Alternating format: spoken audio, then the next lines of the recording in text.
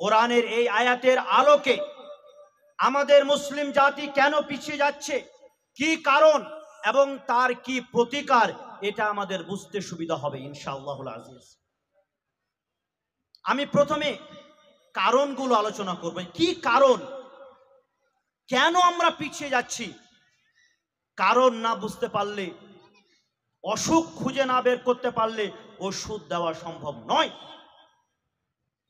আমাদের যতগুলো আলোচনা হয়, কোথাও শুধুমাত্র অসুখ আইডেন্টিফাই করে, রোগ নির্ণয় করে ছেড়ে দেওয়া হয়।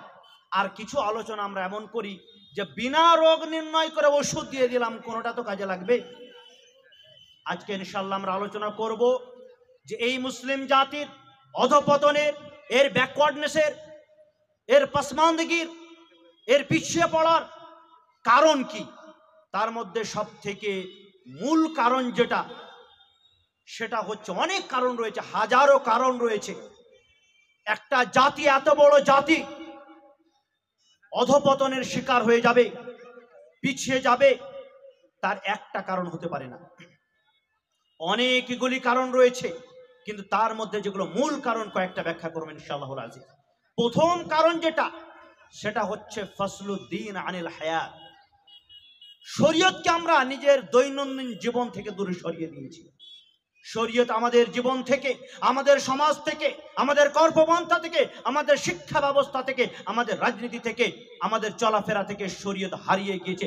এটা হচ্ছে মুসলমানদের পিছিয়ে পড়ার সব থেকে বড় কারণ। এই কারণটা বলার পরে so called intellectuals, so called বুদ্ধিজীবী, সো কল্ড থিঙ্কার্স আমাকে মূর্খ বলবে, বলুন, নো প্রবলেম। কিন্তু আমরা যদি কোরআনকে স্টাডি করি, আমরা যদি শরীয়তকে স্টাডি করি, সে অমুসলিম ব্যক্তিও যদি হয়, তাহলে আমি চ্যালেঞ্জ করে বলছি যে এত সুন্দর একটা বিধান মানবতার জন্য, এত সুন্দর একটা পূর্ণাঙ্গ জীবন ব্যবস্থা বিশ্ব শান্তির জন্য, মানব কল্যাণের জন্য কোথাও খুঁজে পাবেন না। এটা এই জন্য বলছি না যে আমি একজন মুসলমান, এই জন্য বলছি যে আমি কোরআন পড়েছি, হাদিস পড়েছি। আপনিও পড়ে দেখবেন, আপনি বুঝতে পারবেন। সে আপনি বিশ্বাস করেন না করেন, সে আপনি জীবনে সেটাকে বাস্তবায়িত করেন আর না করেন, কিন্তু এইটুকু বুঝতে পারবেন যে আজকে বিশ্বের সমস্ত সমস্যার সমাধান একদম সায়েন্টিফিক, বৈজ্ঞানিক পদ্ধতির সমাধান, একটা ব্যালেন্স সমাধান কোরআনের মধ্যে রয়েছে। এক একটা করে আপনি বুঝতে পারবেন। সব কথা আজকে আলোচনা করতে পারবো না।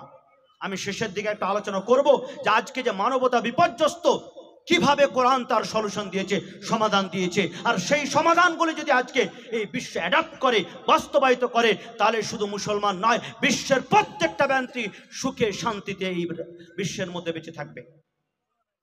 তাহলে সেই শরিয়ত, যেই শরিয়ত না শুধুমাত্র মুসলমানদের, বরং বিশ্বের প্রত্যেকটা ব্যক্তিকে, এই বিশ্বের প্রত্যেকটা জীব, নির্জীব, পরিবেশ, এনভায়রনমেন্ট, নদী নালা, সব কিছুর কথা মাথায় রেখে একটা পূর্ণাঙ্গ জীবন ব্যবস্থা, মানবতার কল্যাণের জন্য একটা সুন্দর সিস্টেম দিয়েছে। সেই সিস্টেমের বাইরে যারাই বেঁচে থাকবে, তারাই অধপতনের শিকার হবে। আমরা সেই সিস্টেম থেকে দূরে চলে গিয়েছি। আল্লাহ তাআলা বলছেন সূরা আন-নূরের মধ্যে 55 নম্বর আয়াতে আল্লাহ তাআলা বলছেন, ওয়াদাহুল্লাযীনা আমানু মিনকুম। আল্লাহ তাআলা ওয়াদা করেছেন, অঙ্গীকার করেছেন কাদের সাথে? যারা ঈমান এনেছে, ওয়া আমিলুস সালিহাত, আর যারা ভালো আমল করেছে, নেক আমল করেছে, লা ইস্তাখলিফান্নাহুম ফিল আরদ, যে আল্লাহ তাআলা নিশ্চয় তাদেরকে, অবশ্যই তাদেরকে শাসনভার দেবে। বিশ্বের শাসন ক্ষমতা, বিশ্ব পরিচালনার জায়গা, বিশ্বের নেতৃত্ব তাদের হাতে দিবে আল্লাহ তাআলা। এখানে লামে তাকিদ এসেছে আর নুনে তাকিদ এসেছে। যারা আরবি গ্রামার জানেন তারা লামে তাকিদ আর নুনে তাকিদ বোঝেন। ইনডিড, নিশ্চয়, বেলা শুভা, ইয়াকিনান, মানে আল্লাহ তাআলা বলছেন, ওয়াদা করছেন। যেই আল্লাহ তাআলা জীবনে, আল্লাহ তাআলা কোনোদিন মিথ্যা কথা বলেন না। যেই আল্লাহ তাআলা সত্যবাদী, যেই আল্লাহ তাআলা সারা বিশ্বকে তৈরি করেছে, আমাকে আপনাকে, সারা বিশ্বের সৃষ্টিকর্তা খালিক, সেই আল্লাহ ওয়াদা করছেন যে বান্দা যে ঈমান আনবে এবং ভালো কাজ করবে, আমি তার সাথে ওয়াদা করলাম, আমি অঙ্গীকার করলাম যে আমি তোমাকে বিশ্বের নেতৃত্ব দেব। আর আজকে যদি আমরা নেতৃত্ব হারিয়ে দিই, আজকে যদি আমরা গোলামির শিকার হয়ে যাই, আজকে যদি আমরা অধপতনের শিকার হয়ে যাই, দাসত্বের শিকার হয়ে যাই, তাহলে তার মানে যে আমরা এই দুইটো ক্যাটাগরির মধ্যে আসতে পারলাম না। আমানু আর আমেলুস সালিহাত, যে মুমিন হবে এবং নেক আমল করবে। কারণ যদি আমরা মুমিন হতে পারতাম, যদি আমরা ভালো কাজ করতে পারতাম, তাহলে আল্লাহ ওয়াদা করছে তোমাকে বিশ্বের নেতৃত্ব দেব আমি, আর আল্লাহ মিথ্যা ওয়াদা করেননি। তার মানে আমি ওই শর্তটা পূরণ করতে পারিনি বলে আল্লাহ আমাকে সেই জায়গা থেকে বঞ্চিত রেখেছেন। আল্লাহ তাআলা সূরা আল ইমরানের মধ্যে 139 নম্বর আয়াতে বলছেন, ওয়া আনতুমুল আলাউনা ইন কুনতুম মুমিনিন, যে তুমি সর্বশ্রেষ্ঠ থাকবে, তুমি সবথেকে বেশি উন্নত থাকবে, তুমি সবথেকে উঁচুতে শিখরে থাকবে যদি তুমি মুমিন থাকো। আমরা শর্ত বুঝি। আমি যদি কাউকে বলি যে ভালো করে লেখাপড়া করলে পরীক্ষায় পাশ করবে, আর সে ছেড়ে ফেল করে গেল, তার মানে কি দাঁড়ালো? যে ভালো করে লেখাপড়া করেনি। আল্লাহ বলছেন তুমি মুমিন থাকলে আমি তোমাকে উন্নতি দেব, আর আমি উন্নতি পাচ্ছি না, তার মানে আমি মুমিন নই। এত সিম্পল একটা সহজ কথা বোঝার জন্য বিরাট বড় সায়েন্টিস্ট হওয়ার দরকার নেই, বিরাট বড় আলেম হওয়ারও দরকার নেই। সাধারণ একটা মানুষ বুঝতে পারছে যে আল্লাহ বলছে যে তুমি মুমিন হয়ে দেখাও, আমি তোমাকে উন্নতি দেব। আর মুমিন এতটা সহজ, ওবিসি সার্টিফিকেটে নাম চলে আসলো, আমি মুসলমান মুমিন। ये इश्क नहीं आसा, ये इश्क नहीं आसा, बस इतना समझ लीजिए कि आग का दरिया है और डूब के जाना है। এতটা সহজ নয় মুমিন হওয়া। মুমিন কাকে বলে, মুসলিম কাকে বলে, আমি আলোচনা করব। দ্বিতীয় যেটা বড় কারণ, সেটা হচ্ছে অতিরিক্ত মাত্রায় আমাদের দুনিয়াদারি। অতিরিক্ত মাত্রায় আমরা শুধু ইহকালকে নিয়ে, এই জীবনকে নিয়ে, টাকা পয়সা, ফ্যামিলি, রোজগার, ব্যাংক ব্যালেন্স, গাড়ি বাড়ি, জমি জায়গা, পুকুর বাগান, এই সব নিয়ে এতটা মেতে রয়েছে, এতটা অতিরিক্ত মাত্রায়। হ্যাঁ, দুনিয়াদারি করতে হবে, বাঁচতে হবে, রোজি রোজগারে তালাশ করতে হবে, বাড়ি তৈরি করতে হবে, বাগান জমি জায়গা সবই থাকতে হবে, কিন্তু ততটা যতটা দরকার। অন্ধের মতো, পাগলের মতো দুনিয়াদারিতে যদি মত্ত হয়ে যায়, তাহলে আখেরাতকে বলে ভুলে যাব। আর যারা দুনিয়াতে মত্ত হয়ে আখেরাতকে ভুলে যাবে, তাদের উপর বিশ্বের প্রত্যেকটা ব্যক্তি হামলা করবে। এটা নবী করিম সাল্লাল্লাহু আলাইহি ওয়াসাল্লামের হাদিস, সুনানে আবি দাউদের হাদিস। আল্লামা আলবানী সাহেব সহিহুল জামের মধ্যে এই হাদিসটিকে সহিহ বলেছেন।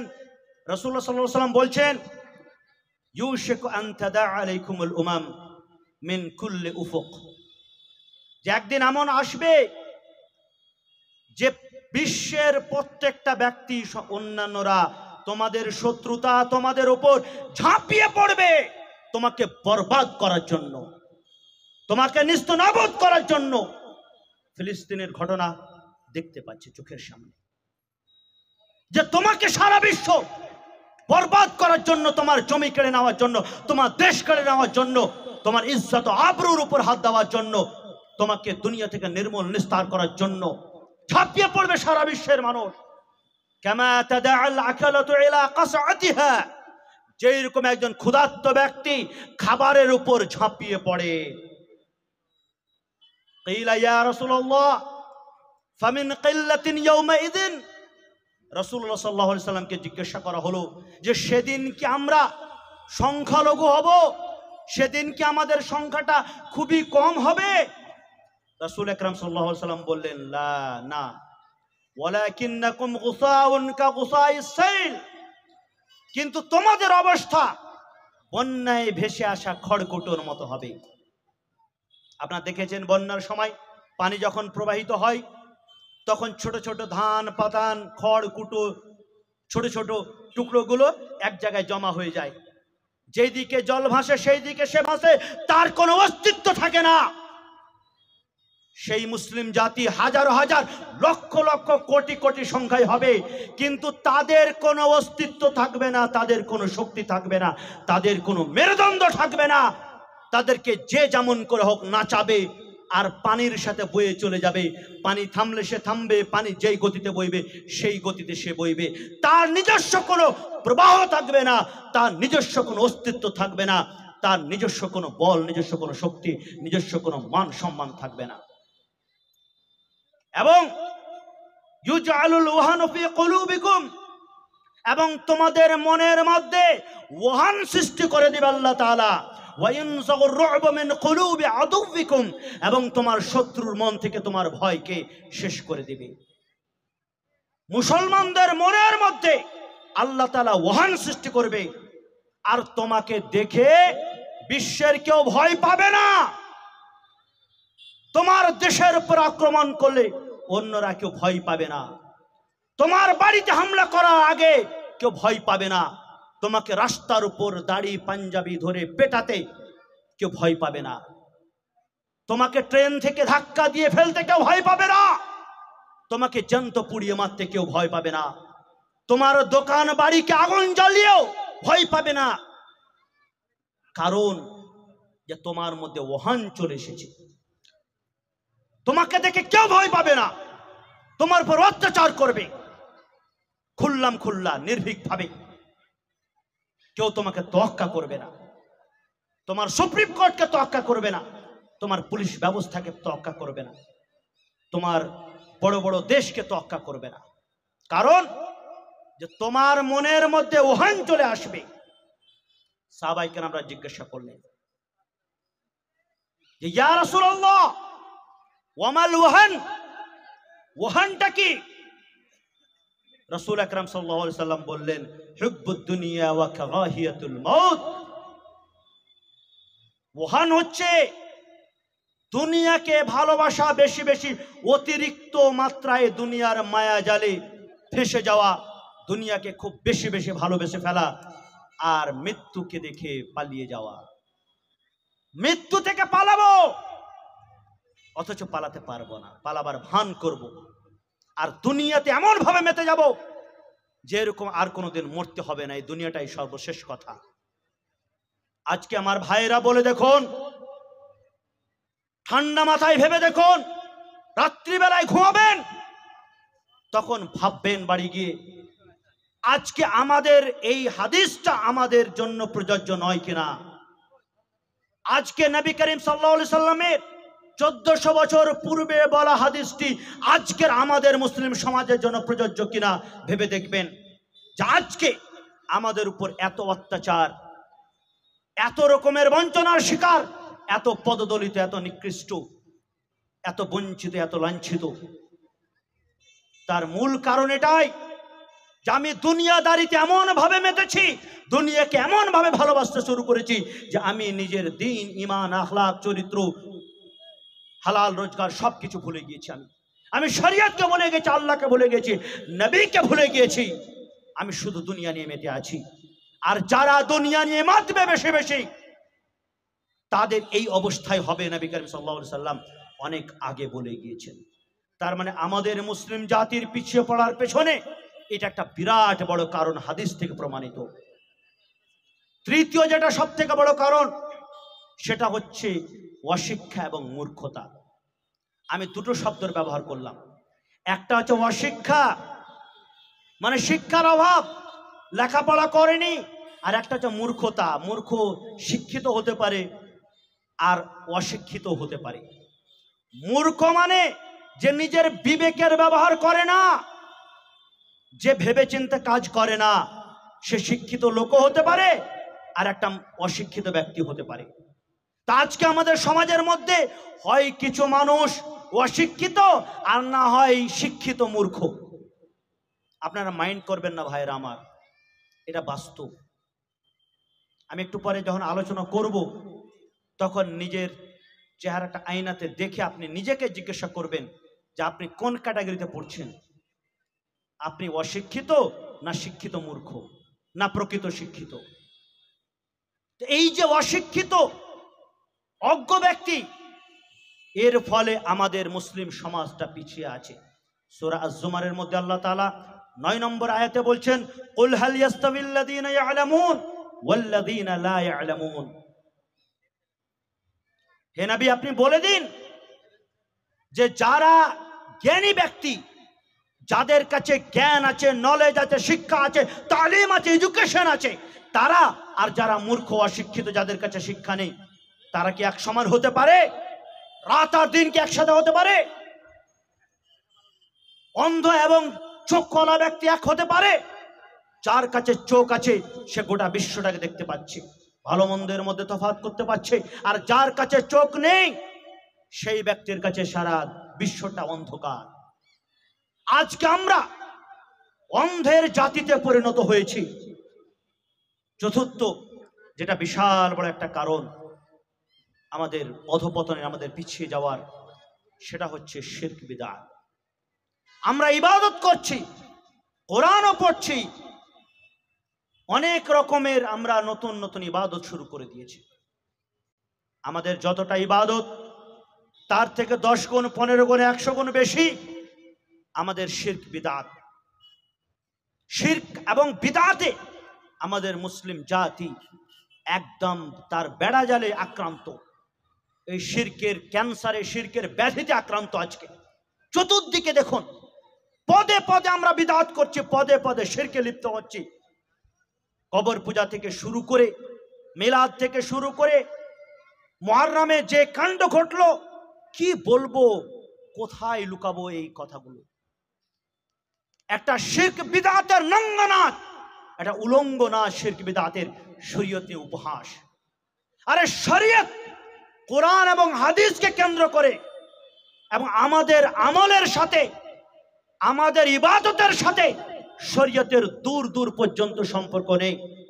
রাসূল আকরাম সাল্লাল্লাহু আলাইহি সাল্লাম বলছেন, তারাকতু ফীকুম আমরাইন লান তাদিল্লু মা তামাসসাকতুম বিহিমা কিতাবুল্লাহি ওয়া সুন্নতি। আমি তোমাদের সামনে 2টি জিনিসকে রেখে গেলাম, ওই 2টি জিনিসকে যদি তোমরা আঁকড়ে ধরে থাকো তাহলে কোনোদিন পথভ্রষ্ট হবে না, কোনোদিন পিছিয়ে যাবে না, কোনোদিন তোমরা নিজের পথ থেকে দূরে সরে যাবে না। সেই 2টি জিনিসের মধ্যে একটি হচ্ছে আল কোরআন, দ্বিতীয়টি হচ্ছে নবীর হাদিস। আজকে আপনার ভেবে দেখুন যে আজকে আমাদের যে আমলগুলো, সেই আমলগুলো কতটা কোরআন সাপেক্ষে। আমি দুনিয়ার আমলের কথা বলছি না, আমি শরীয়তের আমল, যেগুলো আমরা শরীয়ত ভেবে, যেগুলো আমরা ইবাদত ভেবে, যেগুলো আমরা নেকি ভেবে, যেগুলো আমরা ধর্ম ভেবে, শরীয়ত ভেবে যে আমলগুলো করছি, তার মধ্যে কতটা হাদিস কোরআন মাফিক আর কতটা নিজেদের ইমামকে তাকলিদ করে, নিজের ভণ্ড পীরের মুত্তাবে হয়ে, ভণ্ড আলেমদের প্রতারণার শিকার হয়ে, মজহাবের গোলামিতে, মজহাবের তাআসসুব, মজহাবের অন্ধভক্তিতে, ফিরকার অন্ধভক্তিতে, সমাজের কুসংস্কারের কারণে বাপদাদার আমল বলে আমরা কত রকমের শিরক বিদআতে লিপ্ত হয়েছি। হাজারো কোটি কোটি শিরক বিদআতের বেড়া জালে আমরা ঘেরা পড়েছি। প্রকৃত শরীয়ত কোথায় আছে আমরা খুঁজে পাচ্ছি না। এই পরিস্থিতিতে কি করে একটা মুসলিম সমাজ এগোবে, আপনার কাছে প্রশ্ন রেখে গেলাম। যেই জাতি, যেই সমাজ লাইনচ্যুত হয়েছে, আল্লাহ বললেন 2টো লাইন, কোরআন এবং হাদিস, এই 2 রেল লাইনের উপর যতদিন গাড়ি থাকবে তোমার, ততদিন তোমার অ্যাক্সিডেন্ট হবে না। আর পুরো গাড়িটা ধানের জমিতে নামিয়ে দিলাম, পুরো জমিটা আমি রেল লাইন থেকে, পুরো গাড়িটা রেল লাইন থেকে 1 কিলোমিটার দূর দিয়ে আমি চালাচ্ছি, আর ভাবছি আমি রেল লাইনে আছি, স্টেশন তো আসবে। কোনোদিন স্টেশন আসবে না। সেই স্টেশনের নাম জাহান্নাম। কুল্লু বিদআতিন দালালা ওয়া কুল্লু দালালাতিন ফিন্নার। প্রত্যেকটা বিদআত পথভ্রষ্টতা, এবং প্রত্যেকটা পথভ্রষ্টতা জাহান্নামের দিকে নিয়ে যাবে। আমার বাপ দাদা আমল করে এসেছে, আমার মাযহাব বলে, আমার ইমাম বলে, আমার পীর বলে, আমার মাওলানা বলে, আমার আলেম বলে, কিয়ামতের দিন এই যুক্তিগুলো আমাকে বাঁচাতে পারবে না। এটা ঠান্ডা মাথায় যুক্তি দিয়ে ভেবে দেখুন। আমি সমস্ত ভাইকে বলবো, ঠান্ডা মাথায় ভেবে দেখুন আমাদের কি যুক্তি হয়। যারা বিদআত করছে, যারা কবরে গিয়ে চাদর চড়াচ্ছে, যারা হাই হোসেন করে পিঠে মারছে, যারা মিলাদ বানাচ্ছে, বিভিন্ন রকমের শিরক করছে, নামাজ সঠিক মতো করছে না, তাদের কি যুক্তি যে আমাদের ইমাম বলেছে। তো ভাই আমি যেটার বিরোধিতা করছি সেটাও তো আমার ইমাম বলেছে। আপনি আজকে এমন একটা সমাজে জন্মালেন যেই সমাজের মানুষ কবরে যায়, কবরে গিয়ে চাদর ছড়ায় বলে আপনার মনে হলো যে কবরে গিয়ে চাদর ছড়ানোটা ঠিক। এর উল্টোটা যদি হতো যে আপনার জন্ম এমন একটা পরিবারে হলো যেই পরিবারে ছোট্ট থেকে আপনাকে বলা হচ্ছে যে কবরে গিয়ে চাদর চড়িয়ে সেখানে ওইভাবে কবর পূজা করাটা হারাম, তাহলে আপনি ঠিক তার বিরুদ্ধে আপনি আন্দোলন করতেন। তার মানে যে যেখানে জন্মেছে, যার মসজিদের যে ইমাম, যার সমাজ যা বলে, এটাই যদি দলিল হয় তো আমারও সমাজ তো বলে যে তুমি বেদাতের ভাই, তাহলে সেই যুক্তিতে আমারও কথা ঠিক, কারণ তুমি তো ওটাই যুক্তি দিচ্ছ। তার মানে না তোমার যুক্তি ঠিক না আমার যুক্তি ঠিক। আমিও যদি বলি যে কবরে যাওয়া, হাই হোসেন করা, মাতম মানানো, তাজিয়া বের করা, শবে বারাত মানানো ইত্যাদি ইত্যাদি বিদআত, এই জন্য যে আমি আহলে হাদিস, তাহলে এটাই যুক্তি আমার ভুল। এটা এই জন্য বিদআত যে এটার প্রমাণ কোরআন হাদিসে নেই, যদি থাকে তো দেখাও। তো ভাবতে হবে না কিয়ামতের দিন আমাকে আমার ইমাম বাঁচিয়ে নেবে? তুমি আমার কথা শুনবে না, কারো কথা শুনবে না, তুমি সেই মহান ব্যক্তির কথা শোনো যার উপর ঈমান এনেছো, যেই মুহাম্মদ আরবি সাল্লাল্লাহু আলাইহি সাল্লামের উপর ঈমান এনেছো, সেই মহান ব্যক্তির কথা শোনো। তিনি বলছেন দেখো কোরআন হাদিসকে বাদ দিয়ে যদি অন্য কোনো জায়গা থেকে ফতোয়া নিতে শুরু করো তুমি নিশ্চিতভাবে পথভ্রষ্ট হবে। আর তুমি হয়েছো এই কারণে তুমি নিজের বাড়িতে বুখারী, মুসলিম, তিরমিজি, আবু দাউদ বাংলাতে রাখা আছে, কোনোদিন তৌফিক হয়নি খুলে দেখার। তুমি একবার খুলে দেখো, বুঝতে পারবে যে নামাজটা কিভাবে পড়তে হবে, কবরে যাওয়ার বিধান কি, মাতম করার বিধান কি, মিলাদ মানানোর বিধান কি, তুমি বুঝতে পারবে। তো আমাদের মুসলিম জাতির অধঃপতনের, আল্লাহর রহমত থেকে বঞ্চিত হওয়ার একটা বিরাট বড় কারণ যে একদল তো মসজিদে পা ঠাকাই না, আর একদল মসজিদ